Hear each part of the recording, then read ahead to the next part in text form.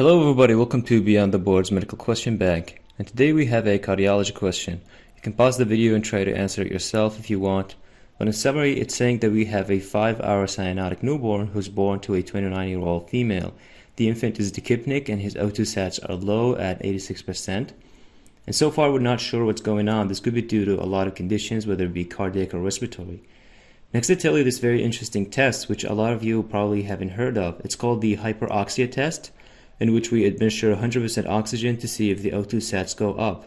We do this to differentiate between cardiac and non-cardiac causes of cyanosis, because in cardiac causes, the 100% oxygen would not significantly raise the patient's saturation, but in non-cardiac causes like respiratory causes, this would significantly raise their O2 sats.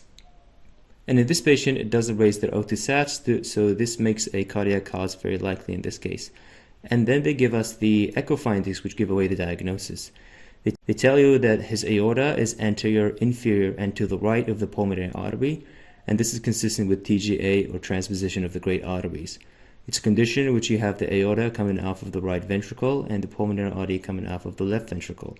Because the right ventricle is anterior to the left, it renders the aorta anterior to the pulmonary artery, and the D in DTGA actually stands for dextroposition of the aorta, which just means that the aorta is to the right of the pulmonary artery, and it makes sense because it's connected to the right ventricle.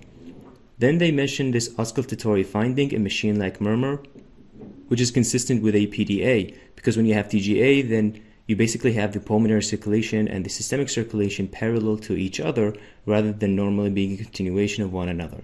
Hence, we need some sort of shunt to oxygenate the blood, and in this case, it's in the form of a PDA. So this question is a bit tricky because it wants to know what can be found in the mother, and this is based on the fact that TGA has a very important association with maternal diabetes. So mothers with diabetes are at a greater risk of giving birth to a baby with TGA than the normal population. And therefore, the correct answer in this case is answer choice A, hyperglycemia. If you want to learn more about TGA, I have made a separate video explaining in detail, so go ahead and check it out. Thanks so much for watching. I really hope you've learned something, and if you did, then leave a like and subscribe.